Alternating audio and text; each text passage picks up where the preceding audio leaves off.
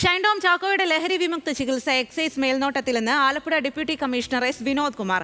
ലഹരി വിമുക്ത ചികിത്സ പൂർത്തിയാക്കുന്നതോടെ ഷൈൻ ടോം ചാക്കോയ്ക്ക് നിയമപരിരക്ഷ ലഭിക്കും. ചികിത്സയ്ക്കിടയിൽ ലഹരി കേസുകളിൽ പെടാൻ പാടില്ലെന്നും ഡെപ്യൂട്ടി കമ്മീഷണർ പറഞ്ഞു. Alappuzha excise deputy commissioner Vinod Kumar S ആണ് ഇപ്പോൾ ന്യൂസ് മലയാളത്തിനോടൊപ്പം ചേരുന്നത്.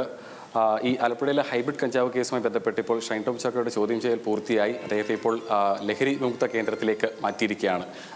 ഏതൊരു ഘട്ടത്തിലാണ് ഇത്തരമൊരു നടപടിയിലേക്ക് എക്സൈസ് സംഘം കടന്നത്? ലഹരിയുടെ ഒരു അഡിക്ഷനുമായി ബന്ധപ്പെട്ട് ഷൈൻ ടോം ചാക്കോ തന്നെ ഒരു ട്രീറ്റ്മെൻറ്റിന് വിധേയമാകാൻ തയ്യാറായിട്ടുണ്ടായിരുന്നു. അപ്പോൾ അവരുടെ ഫാമിലിയുമായിട്ടൊക്കെ ബന്ധപ്പെട്ട് സംസാരിച്ചതിന് ശേഷമാണ് ഇത്തരത്തിലൊരു ട്രീറ്റ്മെൻറ്റിന് പോകാൻ വേണ്ടി നിർദ്ദേശം നൽകിയിട്ടുള്ളത്. ഇന്നിപ്പോൾ ഇവിടെ ഈ ചോദ്യം ചെയ്യൽ നടക്കുന്നതിനിടയിൽ ഏതെങ്കിലും തരത്തിൽ തനിക്ക് ഈ ഒരു ബുദ്ധിമുട്ടുകൾ ഉണ്ടെന്നുള്ള തരത്തിൽ അന്വേഷണ സംഘത്തിനോട് പറഞ്ഞിട്ടുണ്ടായിരുന്നു?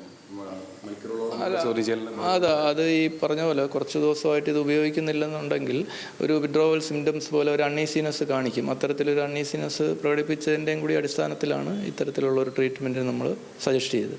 അയാൾ സ്വമേധയാ ഒരു റെക്കഗ്നൈസ്ഡ് ആയിട്ടുള്ള ഹോസ്പിറ്റലിൽ ട്രീറ്റ്മെൻറ്റിന് വിധേയമായി കഴിഞ്ഞാൽ അയാൾക്കെതിരെ സ്മോൾ ക്വാണ്ടിറ്റി കേസ് കൈവശം വച്ചിരിക്കുന്ന കേസിൽ അയാൾക്കൊരു പ്രോസിക്യൂഷൻ ഇമ്മ്യൂണിറ്റി കിട്ടും. മീഡിയം ക്വാണ്ടിറ്റിയും കൊമേഴ്ഷ്യൽ ക്വാണ്ടിറ്റി കേസിനും ഇത് ബാധകമല്ല. അതായത് എത്ര കാലം മുൻപ് വരെയുള്ള കേസുകൾക്കായിരിക്കും ഒരു നിയമപരീക്ഷ ലഭ്യമാവുക? അത് ഈ അഡിക്റ്റായതിന് ട്രീറ്റ്മെൻറ്റ് എടുക്കുന്നതിന് മുമ്പുള്ള കേസുകൾക്കാണ് അത് ബാധകമായിട്ടുള്ളത്. ഇപ്പോൾ ഇന്ന് ഈ ചോദ്യം ചെയ്യലിൽ ഈ രണ്ട് നടന്മാർക്കും ഒപ്പം തന്നെ മറ്റൊരു മോഡലും ഉണ്ടായിരുന്നു. ഈ ചോദ്യം ചെയ്യലിൽ ഇവർക്ക് ഈ ആലപ്പുഴയിലെ ഹൈബ്രിഡ് കഞ്ചാവ് കേസുമായി ബന്ധപ്പെട്ട് ബന്ധമില്ല എന്നുള്ളൊരു കണ്ടെത്തിലേക്കാണല്ലേ എത്തിയിരിക്കുന്നത്? അത് അന്വേഷണ ഉദ്യോഗസ്ഥനാണ് അത് പറയേണ്ടത്. അതിനെക്കുറിച്ച് ഞാൻ കൂടുതലായിട്ട് പറയുന്നില്ല. ഇനി ഈ മറ്റൊരു ഘട്ടത്തിലേക്ക് കിടക്കുകയാണ് ഈ അന്വേഷണം എന്നുണ്ടെങ്കിൽ അതിനി എങ്ങനെയായിരിക്കും? അത് ഇനിയിപ്പോൾ അന്വേഷണ ഉദ്യോഗസ്ഥനാണ് അത് തീരുമാനിക്കേണ്ട. അന്വേഷണം ഏത് ദിശയിലോട്ടാണ് പോകേണ്ടത്, ഇനി ആരെയൊക്കെ വിളിക്കണം, ഫർദർ ക്ലാരിഫിക്കേഷൻസ് എന്തൊക്കെ വേണമെന്നുള്ള അന്വേഷണ ഉദ്യോഗസ്ഥൻ തീരുമാനിച്ച് അന്വേഷണം നടത്തി കുറ്റപത്രം സമർപ്പിക്കും. വൈകാതെ തന്നെ കുറ്റപത്രം സമർപ്പിക്കാനുള്ള അത് ഉടനെ ഉണ്ടാവും. അധികം വൈകാൻ സാധ്യതയില്ല.